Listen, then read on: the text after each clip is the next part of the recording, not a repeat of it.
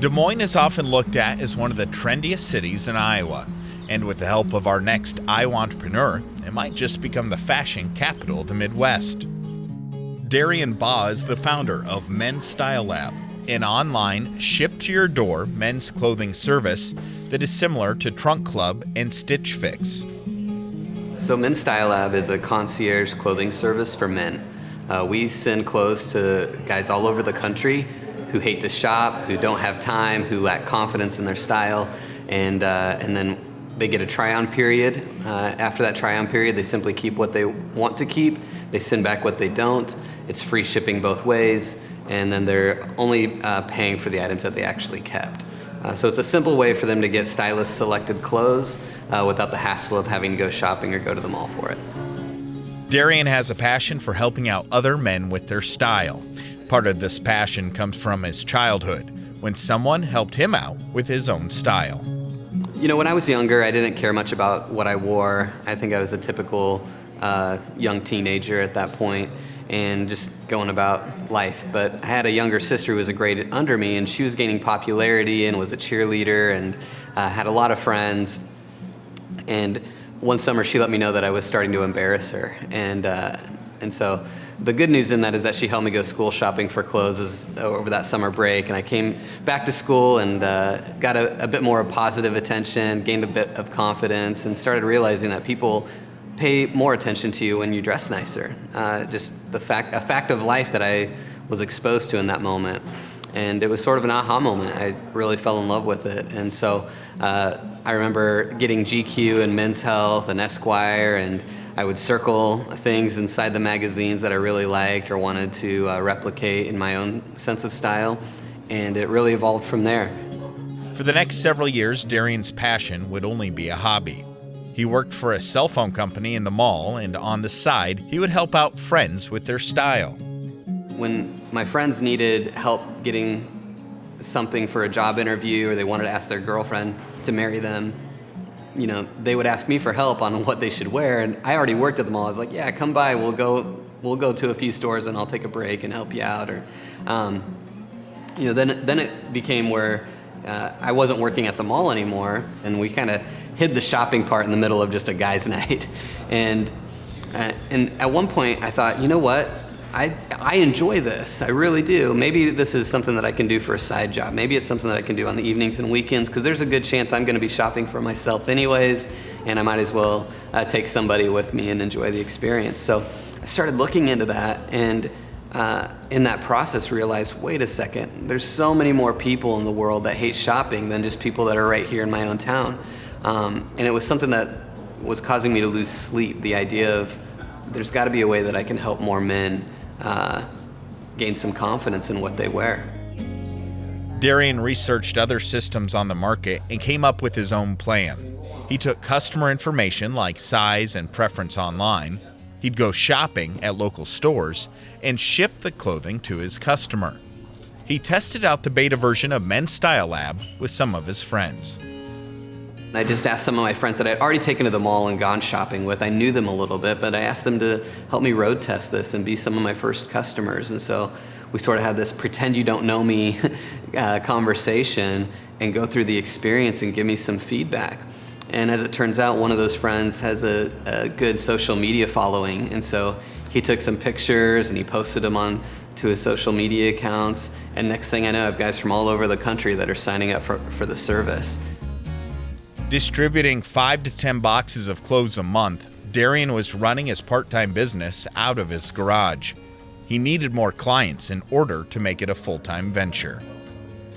Along that path, I had a mentor who suggested to me, he's like, okay, you know your friends will buy from you, you know that friends of friends will buy from you, but you don't really know if there's a market out there yet. And he suggested that I take out a Facebook ad. He said, Facebook's up and coming, it's really easy to take out an ad, you don't have to be a developer or know any, have any technical skill to do it. Just tell it the target audience and write out what you wanted to say. And I did that. So I found, I was targeting men only. I didn't want women to see it. They needed to be between the ages of 25 and 45, and I set all the parameters. And I just I said, I want you to spend $10 a day for 10 days. It was worth throwing $100 at just to test it. Well, in that time period, I had over 1,400 guys from all over the country sign up. It was unbelievable response. And I was like, all right, I think I got something here. Now, the bad news was I didn't have any clothes nearly enough for 1,400 men. Along with the overwhelming response to his online ad came an overwhelming amount of pressure to deliver what his services promised. So I sent him out an email. I said, hey, we've had an overwhelming response and we don't have enough to serve you in a timely manner, but if you'd be willing to pay up front, then we can move you to the front of the line and you can get your box within the next 30 days. And about a week after sending that email out, I had about $50,000 in my bank account from guys just ready to hand over their money saying, I hate shopping, please take this pain away. And from that moment on, I was in business. He brought in Ryan Weldon, a friend and one of Darian's first investors, to help fill the orders. Together, they worked tirelessly in the evenings trying to fill the orders. I was definitely what is called a second career entrepreneur.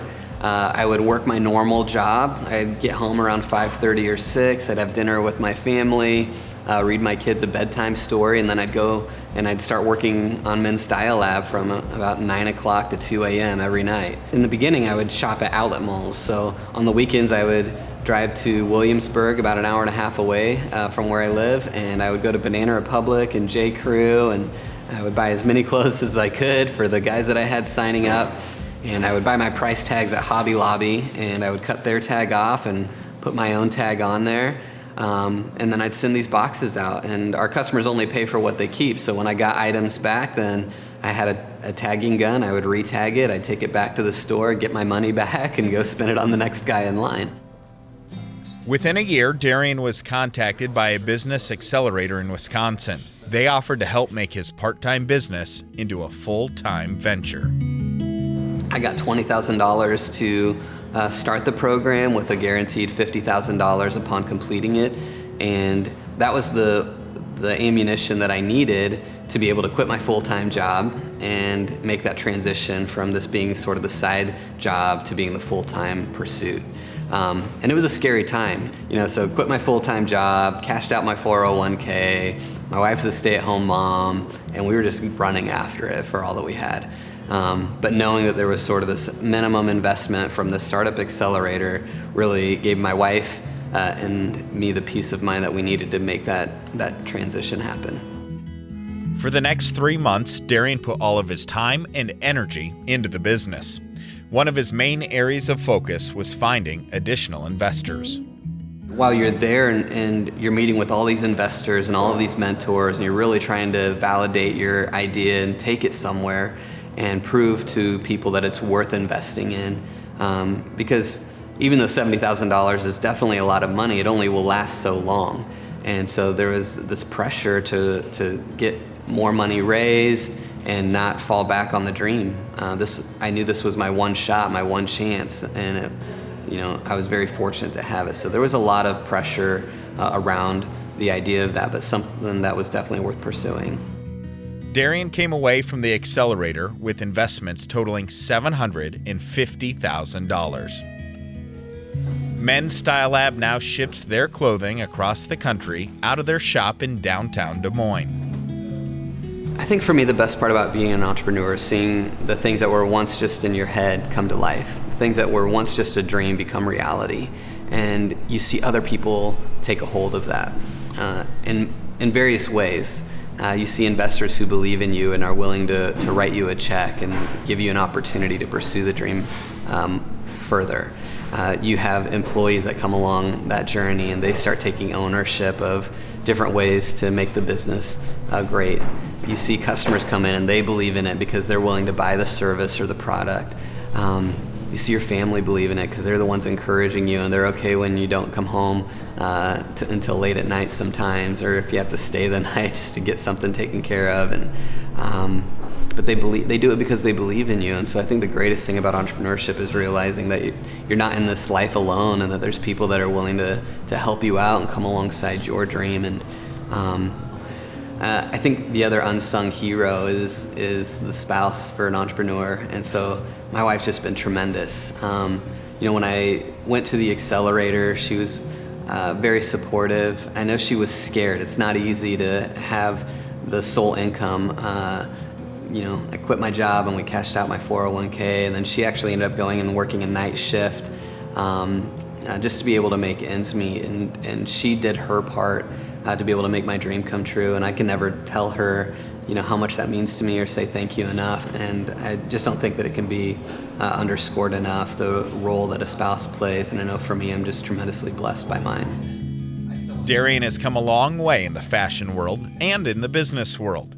And as he looks back on his journey, he emphasizes the key to his success were his first customers.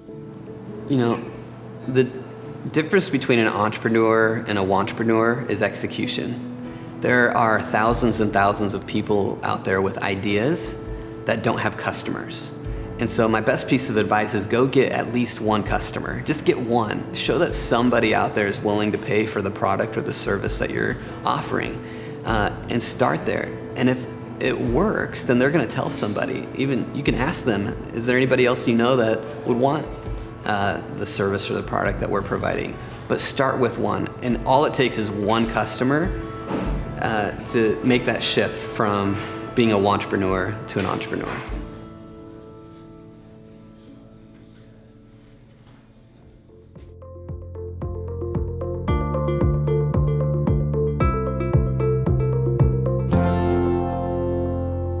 So that's our latest radio and television. Of course, we do it all, newspaper and direct mail too. And we can help you if you need a new beginning. So why don't you give us a call at 1-800-4MUD. Mudd Advertising is an advertising agency specializing in the automotive industry. The company was founded by Jim Mudd Sr. in 1981 and has since grown from a small business into a nationally known advertising agency.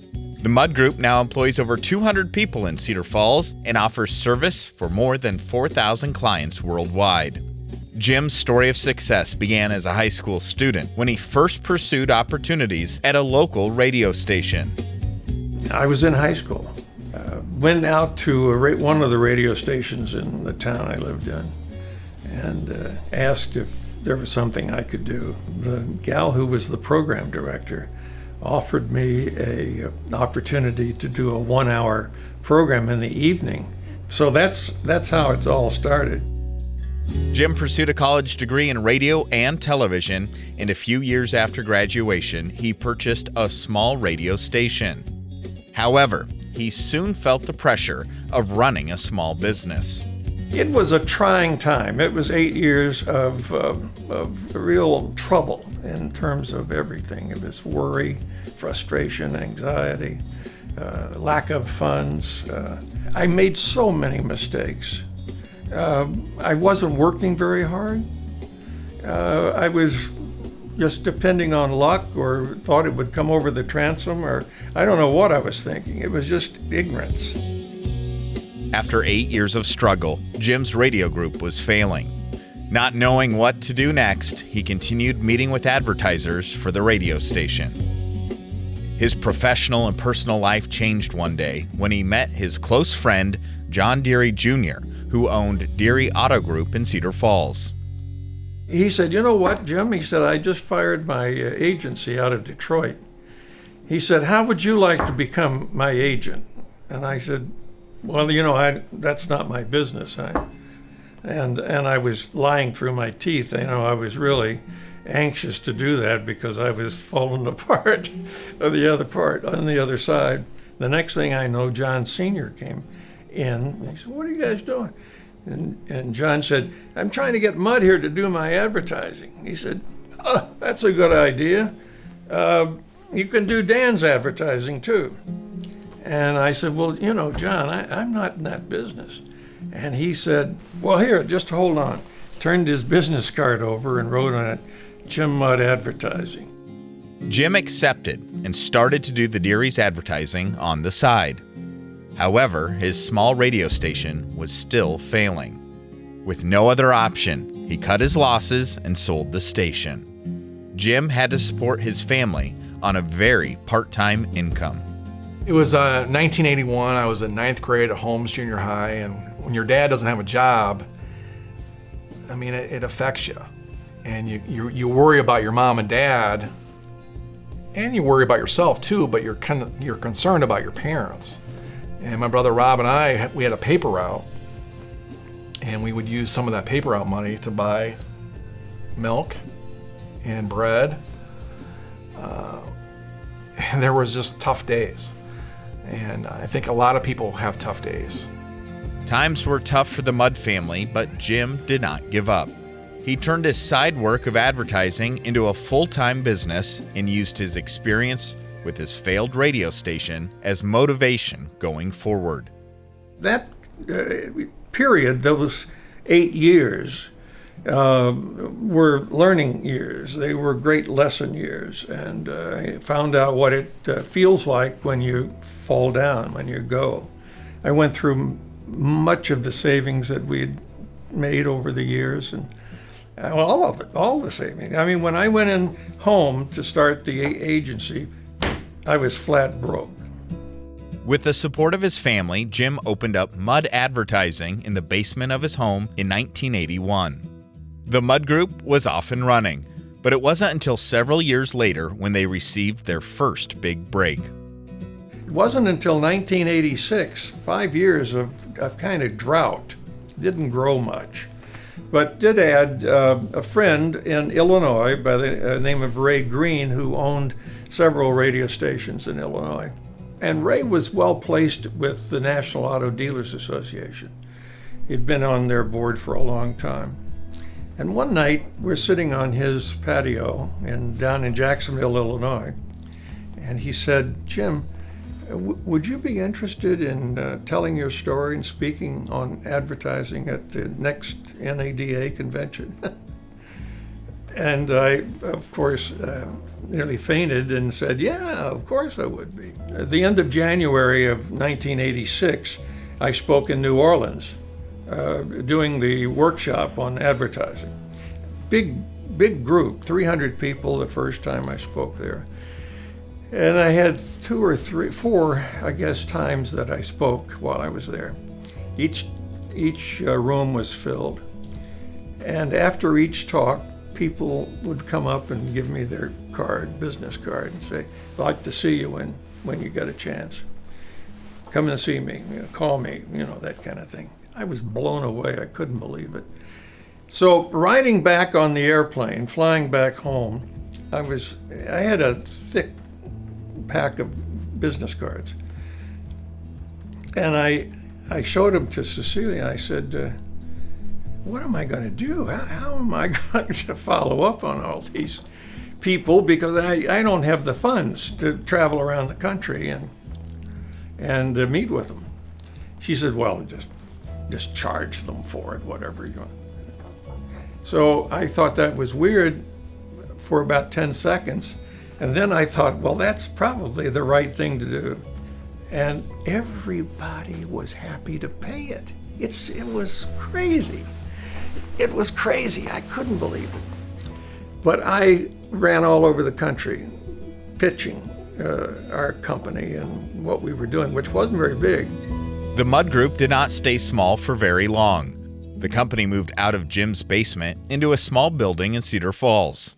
Over the years, the company continued to outgrow the buildings it called home, until they finally built a 36,000 square foot building in the Cedar Falls Industrial Park. And I don't want you to think that it turned into a gold mine immediately either after that. There were lots of spits and fails, and we'd start with somebody and then we'd get fired, and for any number of reasons. You were always at risk of losing an account, and we got our share of losing. But we gained too. I mean, every time we'd lose one, we'd get another one, and we've just been very fortunate. Very fortunate. We've worked hard, absolutely. There were days when I'd wake up in a hotel and wonder where we were that day, and wouldn't know from one day to the next what was going on in terms of that. Over the years, Jim has delegated the responsibility of running the company to other people. Mud Advertising is now mostly headed by his children and a handful of trusted employees. My dad is not afraid. And if it sounded good, let's try it. Let's go for it. And, just like baseball, if you don't take a swing, you're not going to get hit. Well, my dad took a lot of swings. And, in today's world, there's a lot of skepticism, or people will throw an idea and they'll squash it. Oh, no, that won't work. Well, my dad would always say, hey, let's try it. Let's do it. He would always, let's give it a try. If it doesn't work, we'll do something different. Even though he failed at his first business, Jim Mudd Sr. was willing to persevere. Through his hard work, he has built something larger than he could have ever imagined. Now he is proud to know that he will leave a legacy for his family in the Cedar Falls community. I'm proudest, I think, of the fact that we started with an idea, zero, but an idea. And from that idea, we took something that didn't exist to something that does exist and feeds 180 families in this community. That is magnificent. That is so beautiful.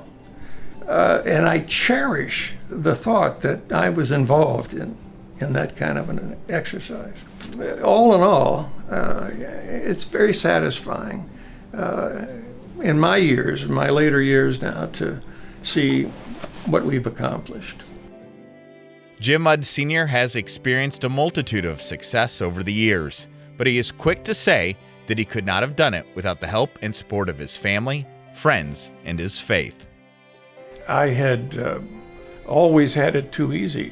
We were very successful every place we went, and I thought it was because of me.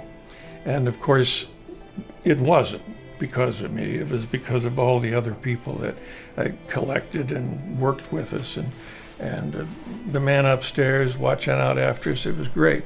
But I think he wanted to teach me a lesson, and faith is a very integral part of our lives. Celia and I both have strong, powerful faith in the Lord, and we've trusted in Him to see us through it all. And He has.